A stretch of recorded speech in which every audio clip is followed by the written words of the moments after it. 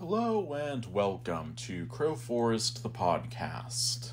So last time we got through my long Apple rant, so this time we will finish out the little bit left in that post-production section and then continue on with another production section.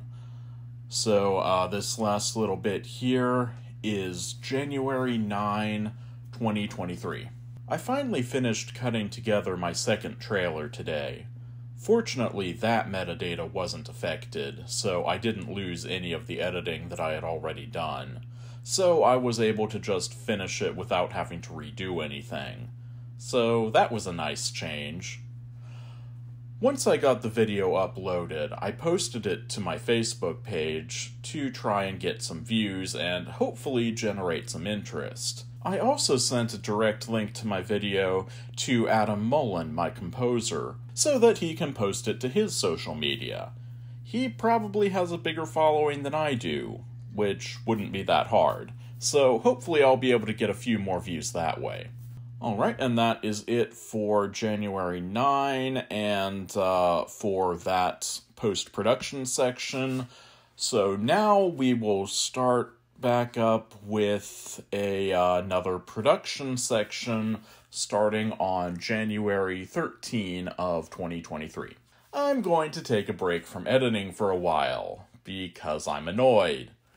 So instead, I'm going to focus on production. I printed out smaller versions of all the tiny pictures that I would need for the miniature, since the last batch had ended up being too big, and I cut them out and stuck them onto the walls of the miniature with poster putty. Once I was finally done with that, I got some more endoscope footage to use as background video for the wax figure green screen shots, now that I have the painted walls and the decorations in place. Next, I did a cool experimental shot. I wanted to get a shot through the window of the miniature, showing the chandelier hanging down from the ceiling, and I still had the materials to do it from a similar shot from Crowforest 2. I put a second Lego base plate down on top of the miniature, placed upside down so that the bumps were facing down. Then I took the tiny chandelier that I had made for Crowforest 2, and I attached it to the board so that it hung down.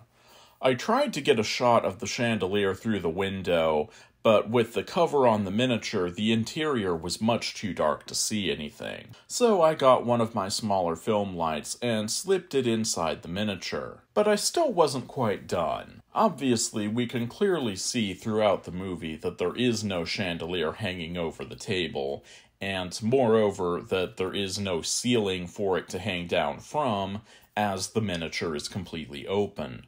So clearly any shot that I got of a chandelier hanging above the table filmed through the window would just be a continuity error.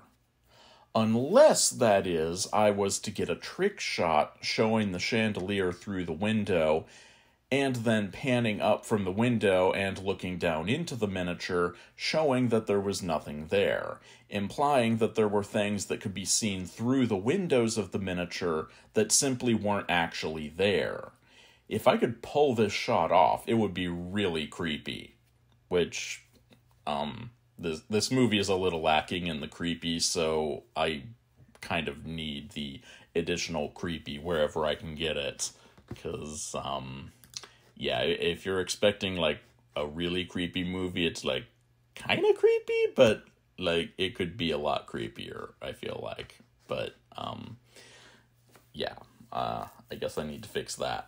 I tried this shot several times, starting with the camera looking through the window, and slowly panning up with the camera in my right hand, while simultaneously pulling the roof panel off the miniature with my left hand, and tilting the camera to look down into the miniature. But it wasn't quite working the way I was hoping it would. You could clearly see the chandelier start to move before the camera had completely panned away, and then you could see it again for a split second as it disappeared out of frame when the camera turned down to look into the miniature. But after several more attempts, I finally managed to get it. It turns out that the secret is speed. I had been trying to be slow and careful, but that was actually hurting the shot. By filming first at the window, then very quickly moving the camera to remove the roof panel and having the camera come to rest looking down into the miniature, the motion happens fast enough that you don't see what happens. Plus, any movement of the chandelier that might have been captured by the camera were disguised by the motion blur. I filmed a few videos this way, trying to maximize the chances that one of them would work, and playing them back, they looked pretty good. It's not quite the slow dramatic reveal that I had initially wanted, but the illusion does seem to work. Hopefully it will work well enough to include in the movie. If not, I can always try again, or else I can always just delete this scene. And January 14, 2023? Today, I'm finally completing the tax questionnaire that LegalZoom sent me. They sent it a couple of days ago, and I've been procrastinating. So I pulled up the form, and... Did your partnership file an election to be treated as an S corporation for the tax year 2022 or earlier? What? First question, and I'm already totally lost. I guess I'll go with no, since I'm pretty sure that I didn't file anything last year, and I don't even know what an S corporation even is. The next page is just a bunch of standard form information. Name, address, phone number, plus the extra business stuff of company name and type. So far so good, but then when I got to the bottom of the page, does your partnership use the cash or accrual method of accounting? What the hell does that mean? They did include a note that cash is apparently the most common, so maybe I should just go with that, but I don't want to get it wrong. So I looked up accrual method of accounting, and according to Investopedia, which I didn't even know was a thing, accrual accounting is a financial accounting method in which revenues and expenses are recording when a transaction occurs rather than when money is exchanged. What? Okay, so I might just be an idiot, but aren't transaction occurs and money is exchanged the same thing? So the difference between cash and accrual accounting is not a difference at all? Am I reading that right? I can't possibly be reading that right. Damn it, I didn't get into this business because I understand business. So, should I just put cash and hope for the best? If I guessed wrong and end up in federal prison, I guess you'll know why. Wait a minute. It looks like there's actually a second definition of accrual accounting underneath the graphic I was reading from. Damn it. I guess I really should have read the article instead of getting distracted by the shiny graphics. Okay, what's this definition? Accrual accounting is a financial accounting method that allows a company to record revenue before receiving payment for goods or services sold and record expenses as they are incurred. Okay, so going by that definition, that might actually be my situation. I am recording expenses as they're incurred before receiving payment for goods and services. So maybe I do need to use accrual accounting after all? I'm still confused about how the first and second definition can be referring to the same thing, but I guess if you assume that transaction occurs and money is exchanged are referring to different stages, like maybe one of them refers to business expenses and the other refers to selling to customers, though honestly I wouldn't even have a guess as to which is which in that sentence, then I guess it kind of makes sense.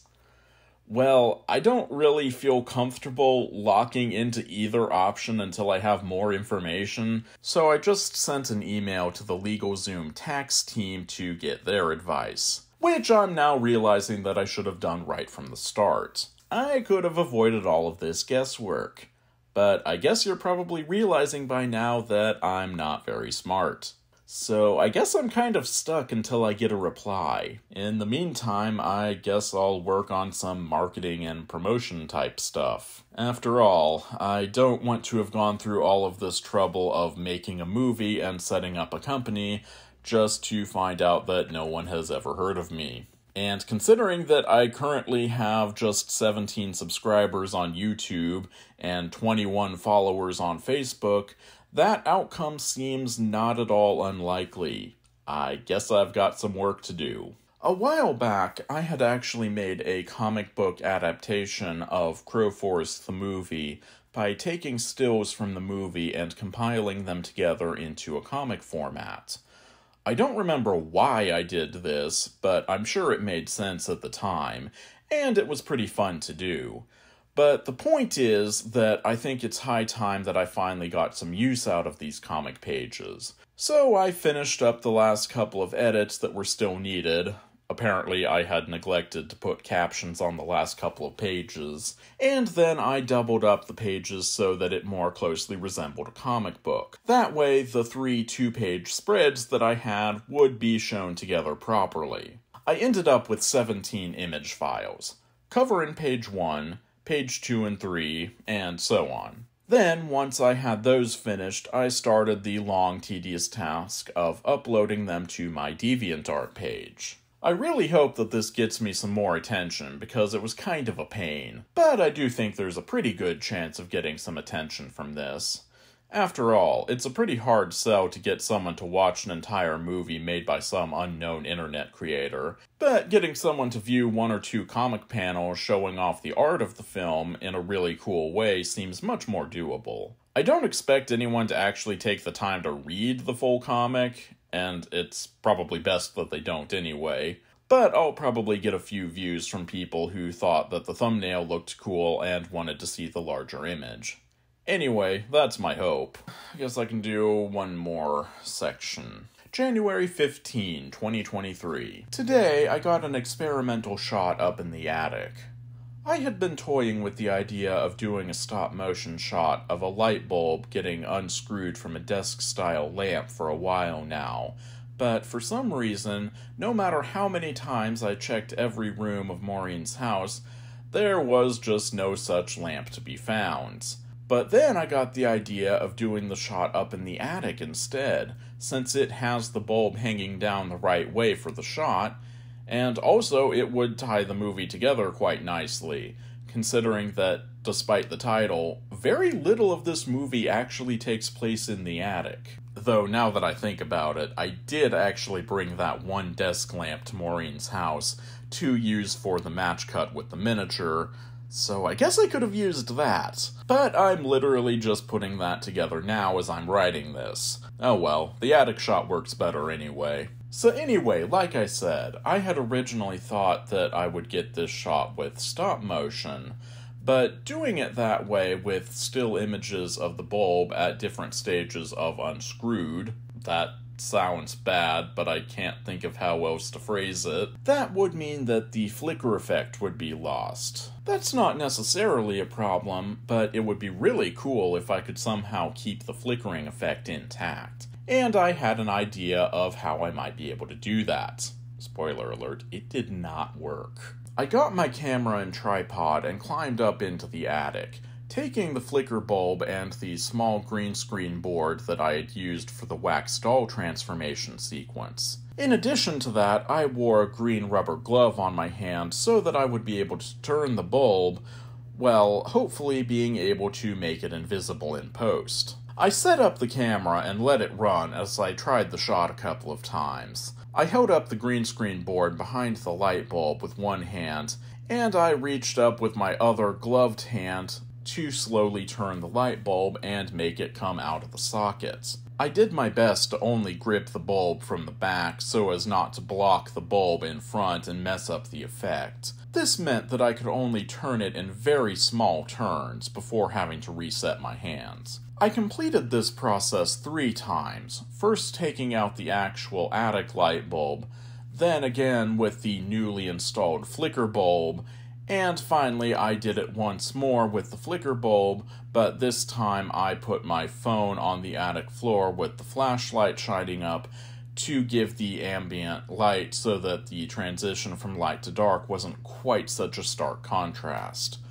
hopefully one of these 3 shots will work okay. But if nothing else, then at the very least, it will make a cool behind-the-scenes video of a special effect shot that didn't work.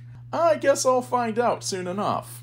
And yep, that's exactly what it was. A cool behind-the-scenes special effect shot that did not work. The next thing I did was to go out to my filming studio and set up my green screen. Then I used my handheld steamer to get rid of the worst of the wrinkles, so as to get the cleanest possible shot with minimal color variation on the cloth. Then I set up my box fan at the base of the green screen pointing up. I turned the fan on and I set up my phone on a tripod to take a slow motion video. Then I took the deck of playing cards that I had used before and started tossing them in little handfuls past the camera lens and over the fan. The idea was that between the high frame rate of the slow motion video and the fan holding the cards in the air just slightly longer, I would hopefully be able to get enough usable frames to make the wind tunnel scene work. Plus, with the green screen properly steamed this time, this new video should work much better than the last one. I played back the video on my phone, and it looks good. Hopefully the shadows won't be too much of an issue. Slow motion video makes everything much darker, so I had to compensate by putting a bright light right in front of the green screen, so the shadows are very prominent. But even if the shadows are a problem, I guess there's still good old frame-by-frame editing as a last resort. And the shadows didn't end up being too much of a problem. The cards are kind of obvious post-production adding in, but I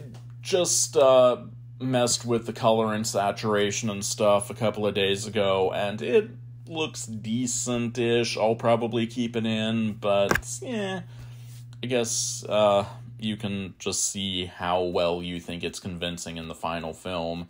Kinda looks like fake CGI, but it's not CGI, it's just different video layers. So it's like, yes, both layers are real filmed stuff, but yeah, it is pretty obvious green screen that it was added later and it's not part of the original thing. So yeah, you can look at that and see how you think it went.